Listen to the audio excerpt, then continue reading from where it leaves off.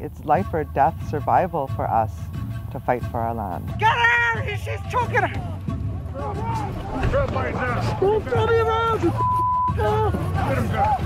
This Indigenous Secwepemc community has faced off against pipeline workers and police as it fights to keep this oil pipeline out of its territory.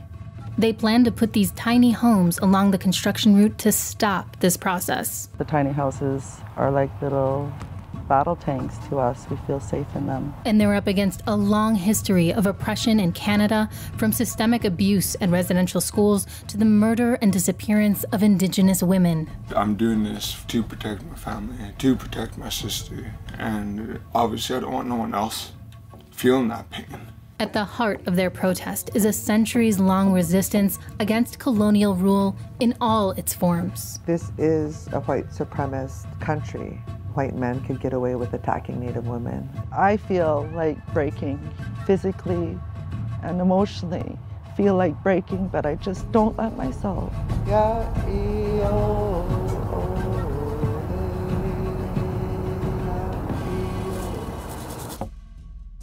Indigenous midwife and tattoo artist Kanahus Manuel is one of the founders of this land defense movement. Tiny House Warriors started because we knew we needed to be on the ground, on the territory to stop the pipeline.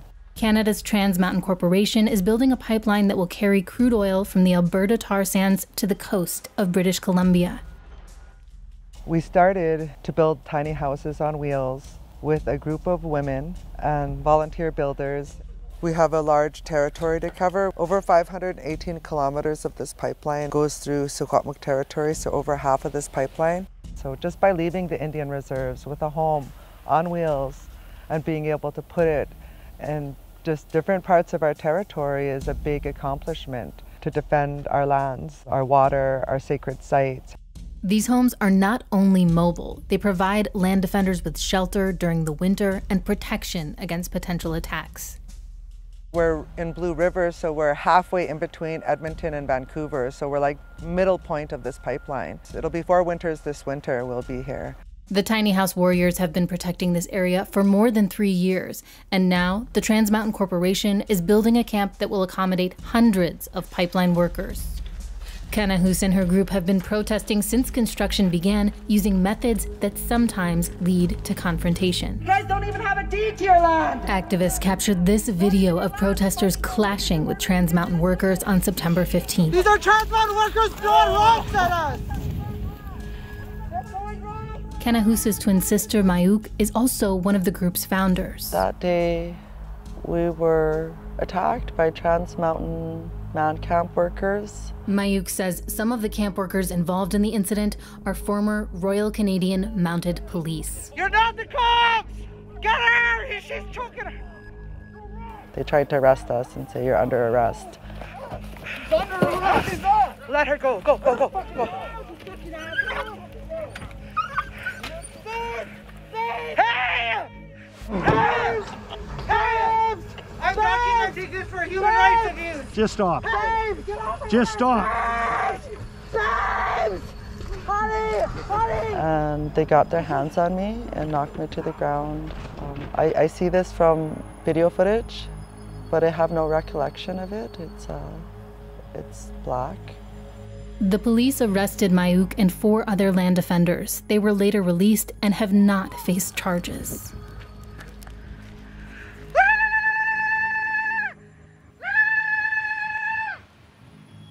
This is the first time that Mayuk saw some of this footage, and so it's really triggering.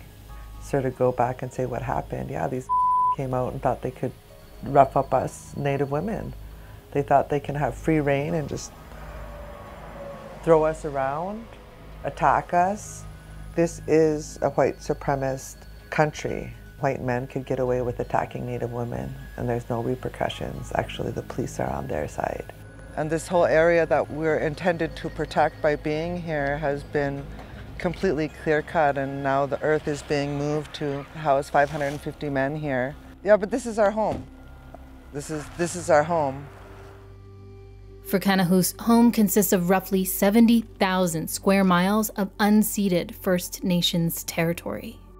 We come from this unceded land where we never signed treaties with no crown, not Great Britain, no colonials.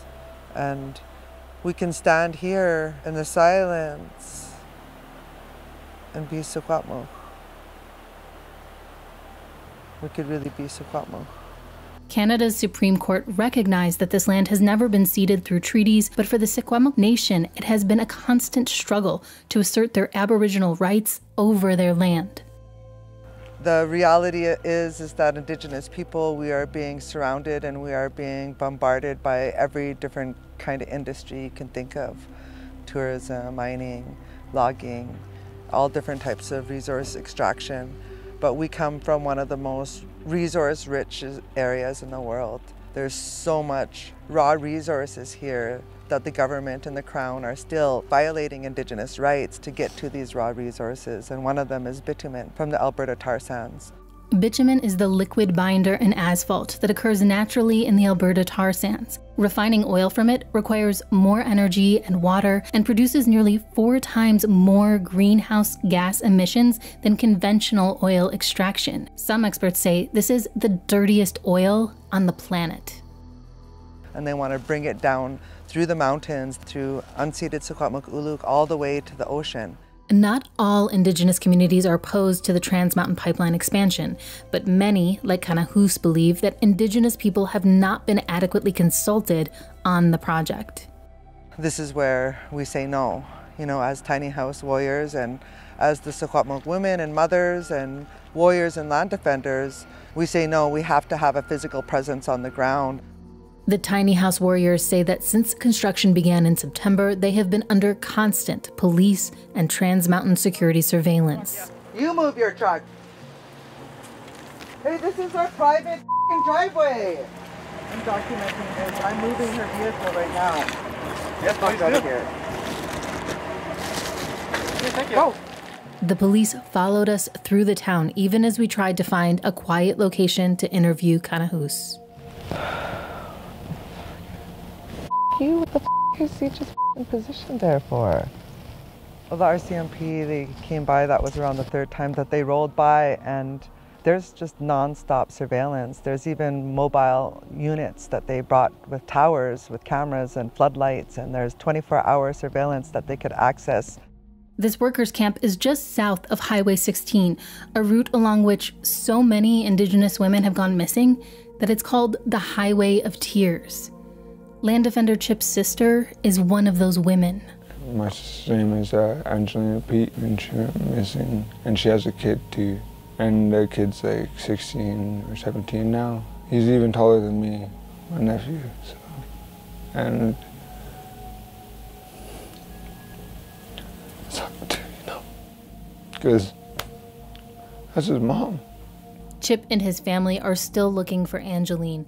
Meanwhile, he's dedicated his life to his work as a land defender. I'm doing this for my family, to protect my family, to protect my sister. And obviously I don't want no one else feeling that pain.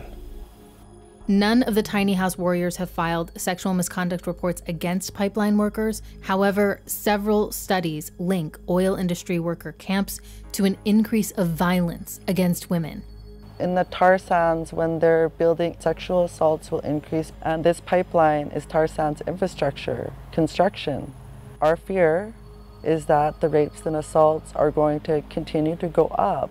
It's a lasting effect in our communities when a woman is assaulted. No one is, you know, exempt from that in their families here in so-called Canada for Indigenous people. We have murdered and missing Indigenous women in our families. My grandmother was murdered, and some of my first cousins were abducted into human trafficking.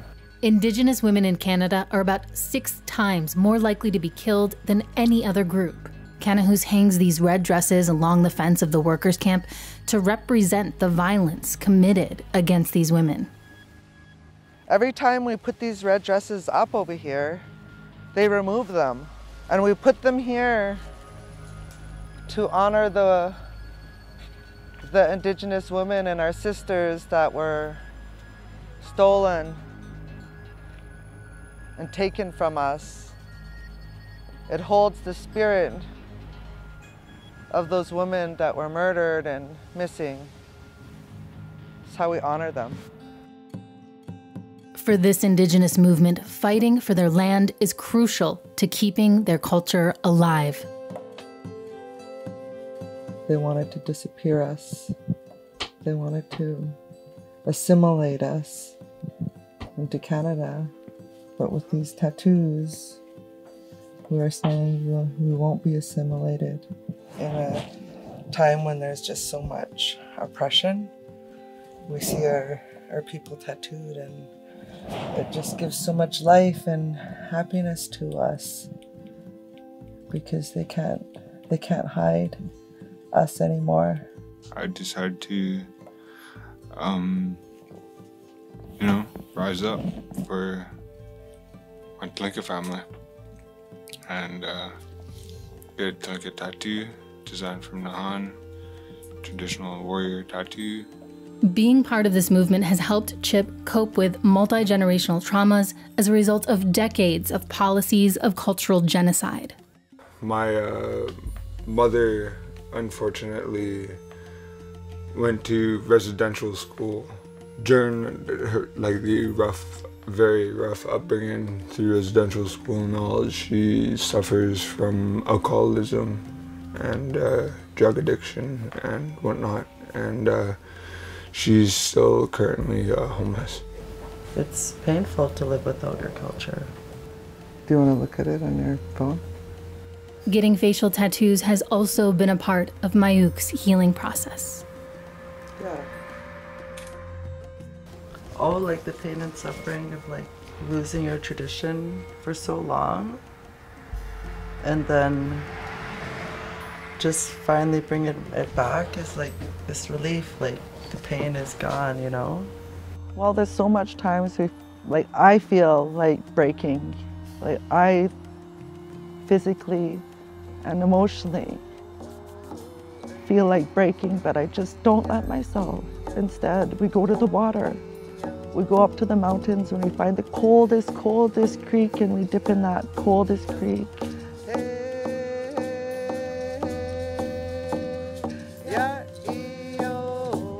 We bless ourselves with those little swirls that are created from the very top of the mountain, where our prayers are heard the strongest. So those ceremonies are important, so we continue living.